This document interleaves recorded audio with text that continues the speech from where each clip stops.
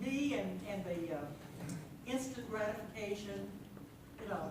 Culture is selfish. Yeah. And it's really hard to watch because selfish desire and action towards selfish gain, it only leads to heartache. Yeah. It's just never enough. And there's nothing that would lead to contentment No. with that ideology. You know, and then you see people that just go all in on others and serving, and Yeah. they'll have nothing. And it's some of the happiest people I know in my life. You know, you too? Mm-hmm. Yeah, there's something about it. Back to your original question, contentment is a choice. It's a personal choice. It says contentment is a personal choice. Yeah. It's This goes a little bit back to your previous question, but I saw an example of how contentment can be such a witness. Our daughter was about, I don't know, 2 or 3 months in a Ronald McDonald house with a child that may or may not live, as far as they knew, full of people in the same boat. And she ended up in that time there being a counselor and had people at her door all the time asking for help, asking to pray with her, asking her why. Not because of anything she said, just because she handled it different than they did, and that's what they could see. And so, you know, when God brings rough things into our lives, if we deal with them the right way, knowing God's in control, then we give those opportunities to put it in there. And so, yeah, people can see the contentment as we deal with the difficult things in our lives. And Marie is back there now. That's right. Yes. Well, the apartment complex I live in is right next to Chase Oaks Church on Legacy and Chase Oaks. And they come once a month to do honeydews for us, the residents there. It's things that we can't do, like turning your mattress over or turning it around or hanging pictures or hanging curtain rods and things. They do it free of charge. They will not take a donation. They will not take any money. That is their mission. They come once a month, and then twice a month, I believe, they take people to Walmart to shop for an hour that can't drive anymore. And I see younger, I mean, it's even younger teenage type boys helping their fathers do this ministry to the older people. It's really neat. It really stands out when And they're just so friendly and so happy to be doing it for us. really stands out when servant spirit takes over. People ask the question, why are you doing this? I know. Yeah. I tried to pay them the first time they came to me, and they said, oh, no, this is our mission. This is our mission. That's beautiful. Yes, Molly. I think the older you get, the more easier it is to be content. Okay, the older you get, the easier it is to be content. Y'all agree? Yes. Yes, okay. When I was listening to Andrea speak about sometimes she worries, I think that what the younger set is looking for is hope, which later turns into contentment. Okay. But you have to have that hope to keep you. You have to have that hope. So why is it that when you're older that you know that hope stronger?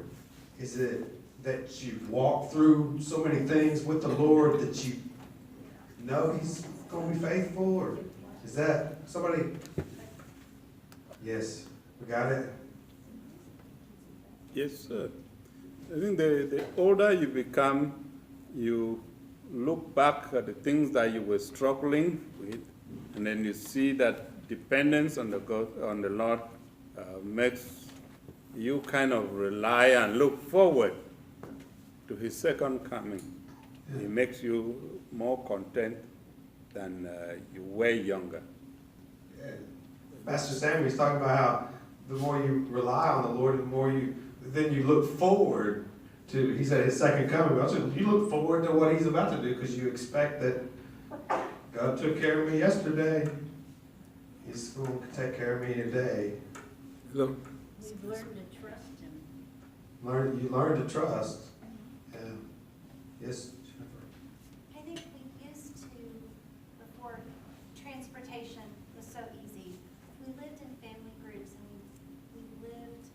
where we knew people and we knew their struggles and we saw how God got them through it. But now how many people graduate high school and they go to college and they get married and they move away in those daily struggles. We don't get to see that testimony as much in our parents or in our extended family that's close, so you kind of feel alone. I think we're missing that mentoring opportunity. So I mean, missing the mentoring. Yeah, because you kind of feel like you're starting over. Yeah, missing the mentoring. It's why a lot of times in the history of our church, we've had older couples teach younger couples. It doesn't always work that way, but a lot of times it has. And it's something that we look to in the church. And it's also important for couples that have been around the block to take younger couples under their wing and just invite them for supper or take them for Sunday lunch or find ways to bridge those relationships. And I challenge y'all to do that in our church. I think that'll be awfully rewarding. Okay, so I want to focus on verse 9 for a moment as we talk about specifically wealth. And what we're talking about here is not just that you want to make money to survive or to provide. It's talking about an unhealthy desire for wealth, okay? So if you've done well, and it doesn't mean that, oh, if you've done well, then that's really bad. It's talking about something that's unhealthy, it's taken over. It's lost priority. It's become the idol, if you will. And so, in verse 9 it says that, well, it tempts this unhealthy desire, it traps, and it drowns. This is powerful language, and I wanted to close out with this. Tempts, traps, and drowns. When it talks about tempts, it's tempting like a lure,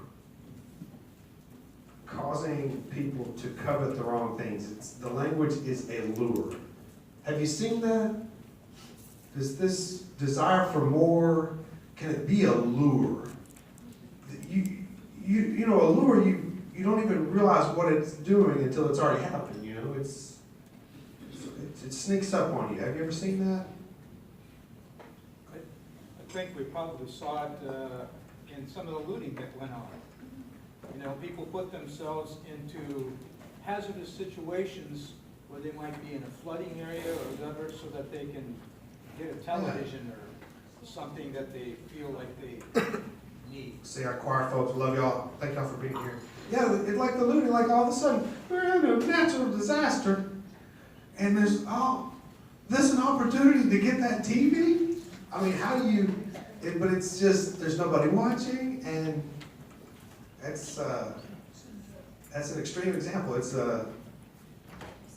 anyone can be lured into something, right? Yeah, just when nobody's watching and it's there for the taking. Yes, Maria.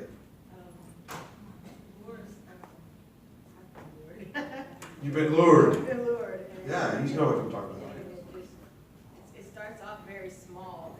Starts off very small. And you get just, you think, okay, well, just this little bit and I'm out. And you just get that little bit and you see how much it, put in your pocket or, it changes your circumstance.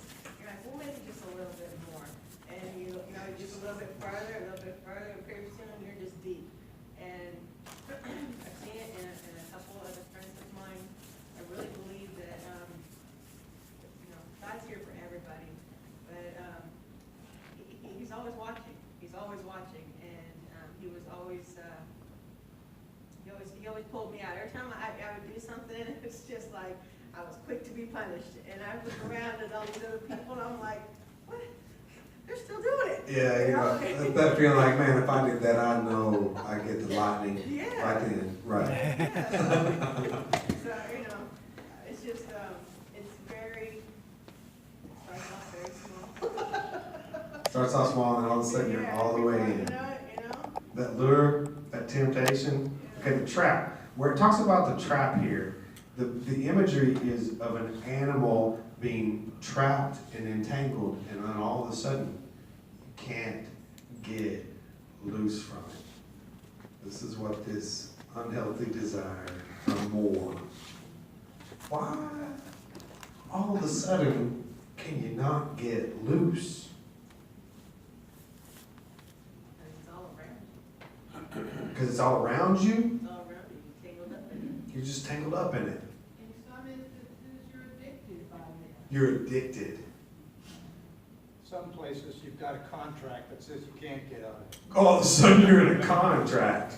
Oh man, that's a, Big cars. that's a you got trap. big- Oh, sure. Big houses. Okay, your big house, your car, your You got the mortgage. guy down the street that's gonna give you the loan at 35%. Oh, this is a great example. This is a very practical example. Yeah, so now you've got this mortgage. I gotta get out of this. Now that You're I got the upside new house- down. Now that I got the new house, the big house, I gotta get the new furniture to go in there. Oh, yeah, no, we gotta have the furniture to match. Oh, my carpet, it's kinda out of date. I What gotta do I get do it. with that old furniture? I gotta Right. put it out there in those storehouses out there. I mean, they're just putting a new one up across from my house, you know? 3 blocks long. No, he's gonna go, he's gotta go to storage. That 15-year-old truck doesn't look right in the driveway. That 15-year-old truck doesn't look like in the driveway. Yeah, it runs fine, but doesn't look right. My 2003 is looking real good. He said, where's that? My 2003 is looking real good. Well, sometimes you also need a new spouse to go along with that. Lee, let's get real tonight. Oh, y'all, we got to stop. She said sometimes you got to get a new spouse for that. All right, this well, moving on. This well, it tempts, it traps,